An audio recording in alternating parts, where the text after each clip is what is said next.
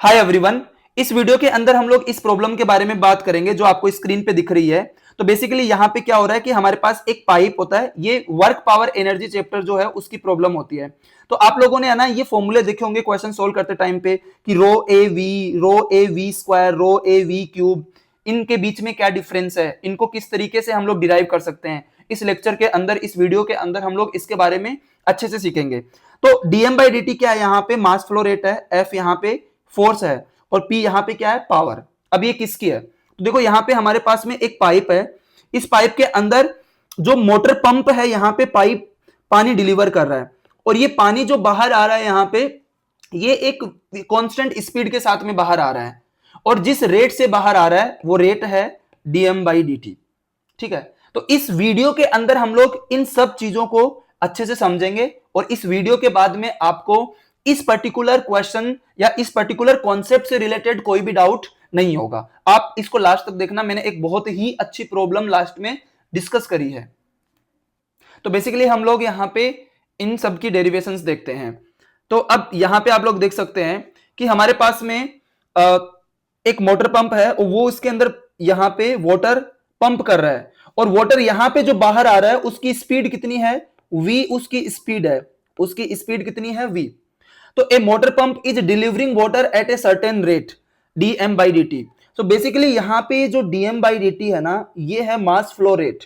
Mass flow rate का मतलब ये है कि ये वाला जो क्रॉस सेक्शनल एरिया है, यहां से पर सेकंड कितना वाटर बाहर आ रहा है, ये मास फ्लो रेट का मतलब है। अब हम लोग मान लेते हैं कि ये जो वाटर है उसकी डेंसिटी कितनी है, रो है। ये जो पाइप है यहां पे, इसका क्रॉस सेक्शनल एरिया ए है और वाटर जिस स्पीड से आ रहा है बाहर, कांस्टेंट स्पीड से बाहर आ रहा है, वो स्पीड कितनी है, v है यहां पे कांस्टेंट स्पीड, ये कांस्टेंट है यहां पे। ओके, तो अब हमें यहां पे क्या निकालना है, हमें यहां पे dm बाई dt निकालना है, हमें यहां पे फोर्स निकालना है कि ये जो मोटर पंप है इस वाटर के ऊपर कितना फोर्स अप्लाई कर रहा है और हम लोग यहां पे जो मोटर पंप है ये वाटर को कितनी पावर डिलीवर कर रहा है, हम लोग वो निकालेंगे यहां पे। तो अब हम लोग इसको देखते हैं, इसकी डेरिवेशन देखते हैं। तो हम इस डायग्राम को फिर से बना लेते हैं। तो जैसे मान लो हमारे पास में ये डायग्राम है, यहां पे मोटर पंप है जो कि यहां पे वाटर को इसके अंदर भेज रहा है। अब ऐसे मान लो कि ये वाला जो क्रॉस सेक्शनल एरिया है, यहां पे ये वाला क्रॉस सेक्शनल एरिया, इस वाले क्रॉस सेक्शनल एरिया में t इज इक्वल टू 0 पे, मान लो यहां पे t इज इक्वल टू 0 पे कुछ पानी निकलता है और t टाइम तक वो पानी बाहर निकलता है यहां से। अब t टाइम तक कुछ पानी बाहर निकलेगा तो यहां पे मान लो टाइम कितना हो गया, t टाइम हो गया। ठीक है, तो t इज इक्वल टू 0 पे यहां से पानी निकलना बाहर स्टार्ट हुआ और वो t टाइम तक निकला। तो हम लोग मान लेते हैं कि इतनी लेंथ पानी की बाहर निकल गई। तो कितनी लेंथ पानी की बाहर निकल गई, तो हम लोग ये वाली लेंथ कितनी मान लेते हैं, x मान लेते हैं। और यहां पे ये जो पानी बाहर जा रहा है, ये पानी किस वेलोसिटी से बाहर जा रहा है, यहां पे पानी की जो वेलोसिटी है यहां पे v है जो कि कांस्टेंट है। ओके, तो अगर हम लोग यहां पे देखें t इज इक्वल टू 0 पे यहां से पानी निकलना स्टार्ट हुआ, t टाइम में इतना पानी निकल गया और इसकी लेंथ कितनी मान ली हमने, x मान ली। तो यहां पे हम लोग बोल सकते हैं कि ये जो पानी बाहर निकल रहा है ये v स्पीड के साथ निकल रहा है और t टाइम के लिए निकल रहा है। तो हमारा x कितना हो जाएगा, यहां पे x हो जाएगा हमारा स्पीड इंटू टाइम। तो हम x की वैल्यू लिख देंगे यहां पे v इंटू टी, ये हमारी x की वैल्यू हो जाएगी। फिर आप लोग देख सकते हैं कि ये जो पानी बाहर निकल रहा है इसी क्रॉस सेक्शनल एरिया से बाहर निकल रहा है। तो ये जो ये वाला क्रॉस सेक्शनल एरिया भी कितना हो जाएगा, जैसे ये वाला क्रॉस सेक्शनल एरिया अगर ए है तो ये वाला क्रॉस सेक्शनल एरिया भी हमारे पास ए हो जाएगा। तो हम लोग ये वाला जो पानी है, ये पानी का मास निकाल सकते हैं हम लोग टी टाइम के अंदर। सो हम लोग क्या निकाल सकते हैं यहां पे, mass of water coming out in T time, this is the mass of water coming out in T time. तो हम लोग यहां पे क्या लिखेंगे, मास कितना हो जाएगा, m is equal to volume into density, volume into density. तो हमारा mass m is equal to volume कितना हो जाएगा। अब हमें टी टाइम में कितना वॉल्यूम हुआ, हमें ये वाला वॉल्यूम लेना है, ये वाला। अगर आप लोग ध्यान से देखेंगे तो ये एक तरीके का सिलेंडर है जिसका क्रॉस सेक्शनल एरिया कितना है a और उसकी लेंथ कितनी है x। तो ये वॉल्यूम हमारा कितना हो जाएगा, length x into cross sectional area a into density कितनी हो जाएगी, रो। अब हम लोग यहाँ पे x की वैल्यू पुट कर देंगे और हमारी x की वैल्यू कितनी है, m is equal to v t rho A, तो हमारे पास आ जाएगा m is equal to rho A v t. हमारे पास में ये मास की वैल्यू आ गई। इसका मतलब ये है कि टी टाइम के अंदर इतना मास बाहर निकला है इस वाले क्रॉस सेक्शनल एरिया से। लेकिन हमें क्या चाहिए, हमें चाहिए mass flow rate. And mass flow rate क्या है, मास फ्लो रेट मतलब मास पर यूनिट टाइम। तो अब यहां से हम लोग मास फ्लो रेट निकाल सकते हैं, mass flow rate that is dm by dt, और ये हमारा कितना हो जाएगा, इसका डिफरेंशिएशन कर देंगे तो हमारे पास आ जाएगा रो ए वी। तो आप लोग देख सकते हैं हमारे पास एक रिजल्ट तो हमारे पास आ गया, ये वाला रिजल्ट हमारे पास आ गया रो ए वी। अब नेक्स्ट अगर हम लोग बात करें यहां पे, नेक्स्ट हमें निकालना है कि जो मोटर का पंप है वो वाटर के ऊपर कितना फोर्स अप्लाई कर रहा है। तो अब देखो फोर्स के दो फॉर्मूले होते हैं हमारे पास में, F is equal to M A and एक होता है F is equal to V D M by D T. Okay, ये न्यूटन्स लॉ से आप लोगों ने सीखा होगा। अब देखो ये वाला फॉर्मूला हम लोग कब यूज करते हैं, जब मास क्या रहता है, कांस्टेंट रहता है। और ये वाला फॉर्मूला हम लोग तब यूज करते हैं जब मास जो होता है ना वो वेरिएबल रहता है और वेलोसिटी क्या रहती है, कांस्टेंट। यहां पे v क्या रहता है, कांस्टेंट रहता है। उस केस में हम लोग ये वाला फॉर्मूला यूज करते हैं। तो यहां पे आप लोग देख सकते हैं कि यहां पे कॉन्टिन्यूअस मास बाहर निकल रहा है यहां पे। तो यहां पे मास वेरिएबल है, लेकिन मास किस वेलोसिटी से बाहर निकल रहा है, v वेलोसिटी के साथ, v स्पीड के साथ बाहर निकल रहा है। तो यहां पे स्पीड कांस्टेंट है, वेलोसिटी कांस्टेंट है, लेकिन यहां पे जो मास है वो वेरिएबल है। तो हम लोग यहां पे ये वाला फॉर्मूला यूज करेंगे फोर्स निकालने के लिए। तो हम लोग यहां पे निकाल सकते हैं फोर्स। तो ये हो जाएगा हमारा फर्स्ट वन, ये हो जाएगा हमारा second one, force applied by motor pump on water. तो हमारा F क्या हो जाएगा यहां पे, F is equal to V D M by D T. अब बताओ dm बाई dt की वैल्यू हमारी रो ए वी आई है, तो हम F इज इक्वल टू कितना हो जाएंगे, v into rho A we. तो हमारा यहां से F आ जाएगा रो ए वी स्क्वायर। तो आप लोग देख सकते हैं ये हमारा सेकंड रिजल्ट आ गया, ये वाला हमारा सेकंड रिजल्ट आ गया। अब इसके बाद में जो मोटर पंप है वो वाटर को कितनी पावर डिलीवर कर रहा है, थर्ड वाला, power delivered by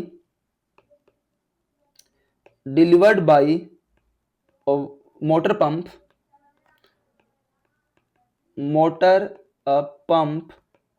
two water. अब देखो यहां पे वाटर किस रेट से बाहर निकल रहा है, पानी यहां पे बाहर निकल रहा है v स्पीड के साथ बाहर निकल रहा है, और फोर्स कितना है, इतना फोर्स है।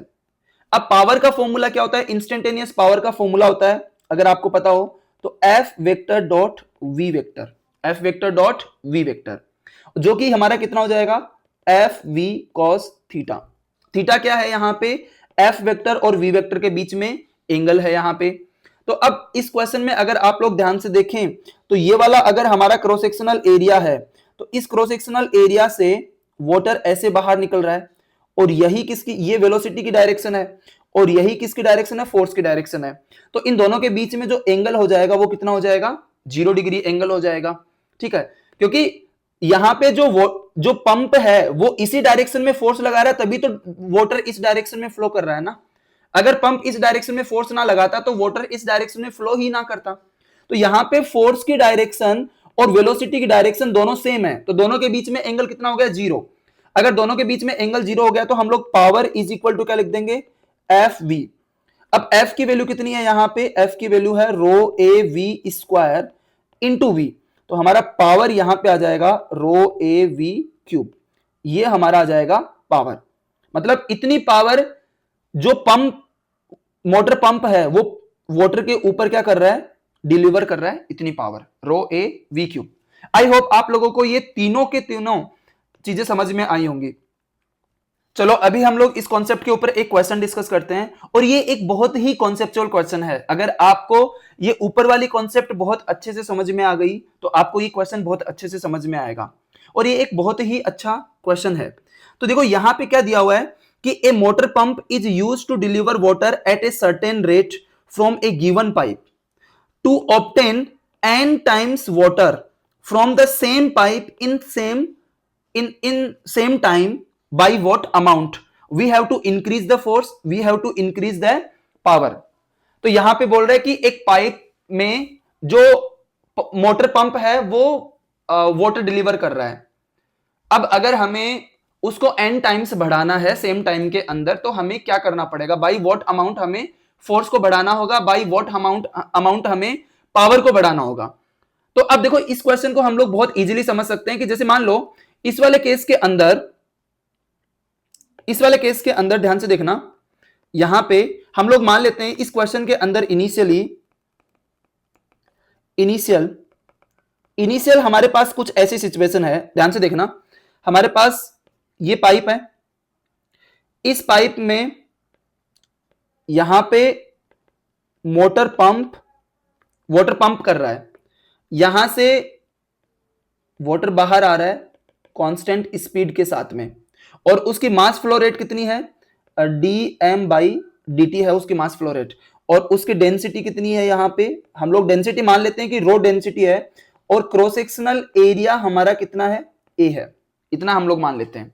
ठीक है, अब यहां पे क्वेश्चन के अंदर क्या बोला है कि अगर हमें n टाइम्स पानी, देखो अभी ये dm/dt क्या है, ये dm/dt यहां पे क्या है, dm/dt यहां पे मास फ्लो रेट है। ये मास फ्लो रेट का मतलब क्या होता है, मास फ्लो रेट का मतलब होता है कि पानी किस रेट से बाहर आ रहा है। जैसे मान लो कि 1 सेकंड के अंदर 2 kg वाटर बाहर आ रहा है, मान लेते हैं कि 1 सेकंड के अंदर 2 kg वाटर बाहर आ रहा है। अब क्वेश्चन ये बोल रहा है कि मुझे अब 1 सेकंड के अंदर मुझे 4 kg वाटर चाहिए, मतलब मुझे इस पहले वाला जो वाटर है ना उसका डबल वाटर चाहिए। तो अब मुझे कितना फोर्स लगाना पड़ेगा, मतलब मोटर को कितना फोर्स लगाना पड़ेगा, मोटर को कितनी पावर डिलीवर करनी पड़ेगी पानी को, वो हमें निकालना है यहां पे। तो अब देखो इनिशियली हमारे पास क्या है, ये चीजें दी हुई है। तो अगर इनिशियली हम लोग देखें तो हमारे पास dm/dt की वैल्यू कितनी है, रो ए वी, ये dm/dt की वैल्यू है। हमारे पास f की वैल्यू कितनी है, रो ए वी स्क्वायर, ये हमारे पास f की वैल्यू है। हमारे पास p की वैल्यू कितनी है, पावर की वैल्यू कितनी है, रो ए वी क्यूब, ये हमारे पास इनिशियल सिचुएशन हमें दी गई है। लेकिन अब क्वेश्चन में क्या बोल रहा है, अब क्वेश्चन में बोल रहा है कि इस dm/dt जो है, ये dm/dt है, इसको आना n टाइम्स कर दिया अब क्वेश्चन के अंदर, और पाइप वही है और वही पानी उसके अंदर फ्लो कर रहा है। अगर पाइप सेम है इसका मतलब area of cross section constant रहेगा। अगर पानी भी वही है इसका मतलब उस पानी की डेंसिटी कांस्टेंट रहेगी। अब चेंज होगा तो क्या होगा, यहां पे देखो ये कांस्टेंट है, ये कांस्टेंट है, यहां पे चेंज होगा वेलोसिटी, यहां पे वेलोसिटी चेंज होगी। ठीक है, अब देखो सेकंड केस में हमें फाइनल इसके अंदर क्या दिया गया है, फाइनल हमें ये दिया गया है कि जो dm/dt है इसको हम लोग डेस बोल देते हैं, dm/dt डेस, ये है n times of initial dm/dt, n times of initial dm/dt, या हम लोग ऐसे लिख देते हैं इसको कि final dm/dt final is equal to n times dm/dt initial, क्योंकि वो बोल रहा है कि n टाइम्स हमें बढ़ाना है, उसको जो पानी बाहर निकल रहा है पर यूनिट टाइम उसको n टाइम बढ़ाना है। तो हमारी ये वाली कंडीशन यहां पे अप्लाई करेंगे, और इसको मैंने डेस बोल दिया, तो हम लोग यहां पे क्या लिख देंगे, rho dash A dash v dash is equal to n into rho A v. अब देखो ये रो डेस क्या है, न्यू डेंसिटी, ये क्या है न्यू क्रॉस सेक्शनल एरिया, ये क्या है न्यू वेलोसिटी। अब हमने देखा यहां पे कि वाटर कांस्टेंट है, सो रो डेस इज इक्वल टू रो हो जाएगा, और area of cross section pipe constant है, तो ए डेस इज इक्वल टू क्या हो जाएगा हमारा, ए हो जाएगा। तो हमारा ये दोनों वैल्यू यहां पे पुट कर देंगे तो हमारा आ जाएगा rho A v dash is equal to rho A into n v, यहां पे रो ए से रो ए कैंसिल हो जाएगा, हमारे पास आ जाएगा V dash is equal to N V, ये आ जाएगा। मतलब ये है कि अगर हमें n टाइम्स फ्लो रेट बढ़ाना है तो हमें n टाइम्स वेलोसिटी को बढ़ाना पड़ेगा। वेलोसिटी को कितने टाइम बढ़ा रहे हैं हम लोग, n टाइम। अब देखते हैं कि हमारा फोर्स कितना बढ़ाना पड़ेगा, न्यू फोर्स हमारा F डेस कितना आ जाएगा, rho A v days square. तो हम लोग यहां पे लिख देंगे F dash is equal to rho A, क्योंकि density and cross sectional area तो सेम है, एंड V डेस स्क्वायर कितना हो जाएगा यहां पे, एन वी होल स्क्वायर। तो हमारे पास आ जाएगा N square rho A we square. तो इसको हम लोग लिख देंगे F dash is equal to N square into F, and F यहां पे क्या है, initial force, initial required force, initial required force है ये हमारे पास में। अब हम लोग पावर निकाल देंगे, यहां पे न्यू पावर कितना हो जाएगा हमारा, new power F P dash, new power हो जाएगा P dash is equal to rho A v dash cube.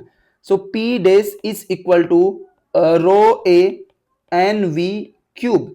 So यहां पे आ जाएगा P dash is equal to n cube rho A we cube. Okay, तो ये हमारा क्या आ जाएगा, rho A we cube, that means P dash is equal to n cube into P, क्योंकि rho A we cube initial power है, तो ये हमारी क्या हो जाएगी, इनिशियल रिक्वायर्ड पावर। ओके, तो आप लोग देख सकते हो अगर हमें फ्लो रेट को डबल करना है, सॉरी एन टाइम्स करना है, फ्लो रेट को एन टाइम्स करना है, तो हमें वेलोसिटी को एन टाइम्स करना पड़ेगा। और अगर हम लोग वेलोसिटी को एन टाइम्स करेंगे तो यहाँ पे जो फोर्स है, रिक्वायर्ड फोर्स है, उसको एन स्क्वायर टाइम करना पड़ेगा, और जो रिक्वायर्ड पावर है उसको एन क्यूब टाइम्स करना पड़ेगा।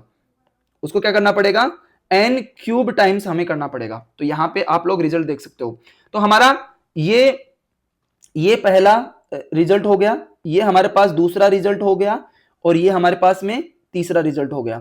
आई होप आप लोगों को ये प्रॉब्लम समझ में आई होगी। जनरली स्टूडेंट्स को बहुत डाउट रहता है इस प्रॉब्लम के अंदर कि आखिर DM by D T rho A V कैसे है, फिर F is equal to rho A we square कैसे है, P is equal to rho A we cube कैसे है। तो मैंने यहाँ पे आप लोगों को बहुत अच्छे से एक्सप्लेन किया है इसको।